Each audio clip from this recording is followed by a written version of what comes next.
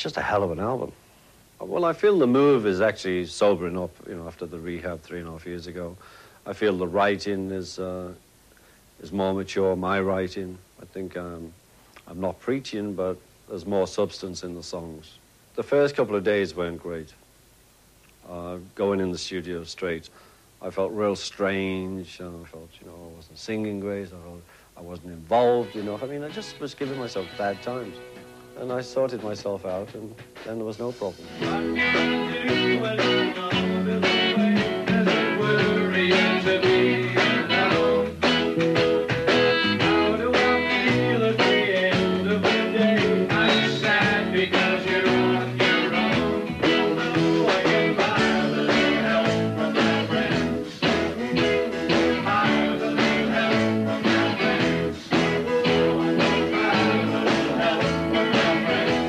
Get the weight off of your shoulder and enjoy life. And, you know, forget about the past and don't live in the future. Live in the now. That's what I'm trying to do, is live today. It is hard, I mean, you know, because you still have to project a certain amount of time in your life. I mean, I'm booked now till September, and I'm trying to live a day at a time. You've been in a lot of other people's videos recently. It's easy being in other people's videos because they take the weight, you know. And that's similar to the All Stars. We all take a certain amount of weight. It's not just on my shoulders, and I don't really want that. I don't want to be, like, up there for 2 hours, 3 hours. I want to just hang out and play drums behind all these other great musicians. But we carry the weight of the world is breaking us down on our backs like a boulder. Before it's too late, get rid of it, girl. Get it off of our shoulders. The first videos on us was from Hard Day's Night. Well, that's really what it was, a selection of videos cut together loosely with a story of running people. Pretty good video. Yeah.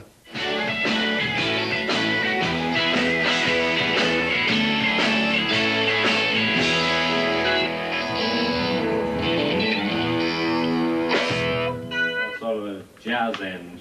What for you was the most precious part of having been in the greatest rock and roll band in history? Well, they never called us rock and roll in those days. They called us pop bands, pop groups. The greatest part, the end result.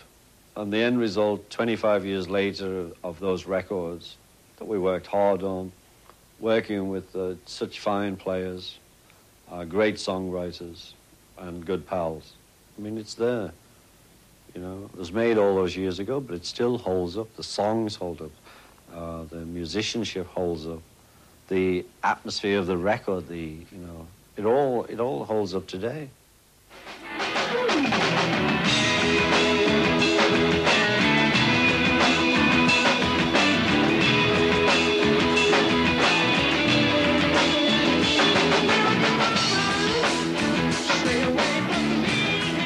You're touring beginning June 2nd. In Florida. Well, I used to call the whole of Florida Miami. Up to a couple of years ago, it was just Miami to me, you know, being English, but it's actually Florida now. I'm sure they know who's playing with us by now. Todd Rundgren, Burton Cummings, Joe Walsh, Timmy Capello, Timothy B. Smith, Dave Edmonds, Zach Starkey, myself.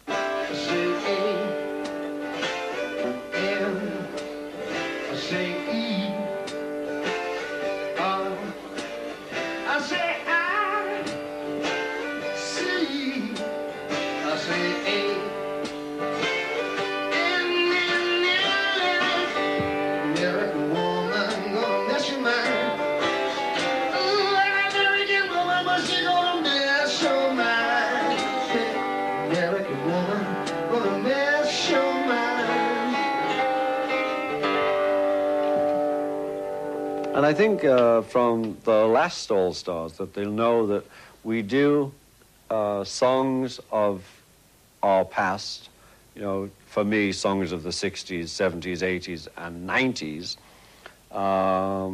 And the other members will do them from the 70s or from the 80s, depending where they came in. And any new stuff that they've got, you know. How did you pick these guys? In a fantasy land of my own.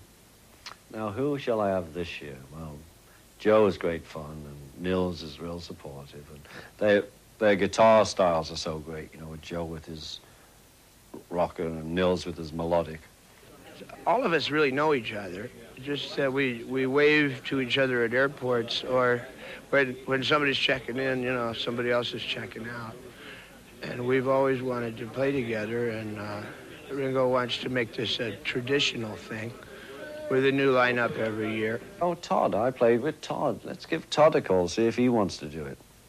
Yeah, sure. Oh, okay, good. Now we got Todd. Burton Cummings, you know, I'm putting this band together. Do you feel like coming out? Hey, sure. Okay, now we got a piano player. You realize now how much personality the guy has. He's charming to work for. He disarms any arrogance or condescension. There's no arrogance with this guy. Dave Edmunds, you know, do you want to come on this tour? Sure. That's how it works. Timmy Capella, sure. Timothy B. Smith, sure.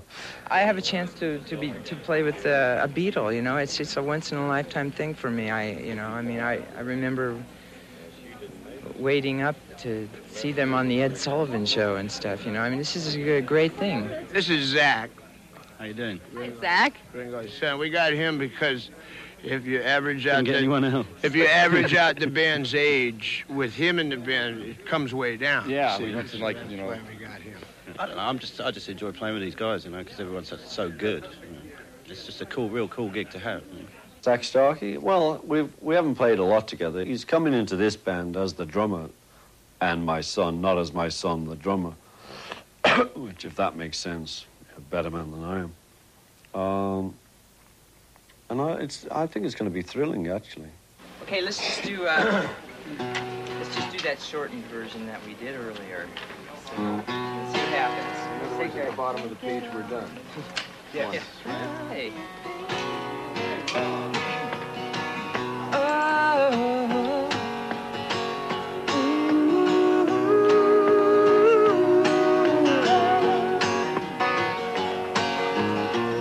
I've been thinking about all the times you told me you're so full of doubt, you just can't let it be. And I know if you keep on coming back for more, keep on trying, keep on trying. Are you expecting any guest appearances maybe from some of the people who were in the band last time, like Billy Preston? If Billy shows up, he's always welcome. Dr. John's always welcome. Clarence, anybody who shows up. I mean, though we had this All Stars last time, we didn't have many guests. I mean, Springsteen was the only name we know who got up, and that was great. That was beautiful because he didn't get up just to do his number. He stayed through the rest of the gig, which I thought that was good of him.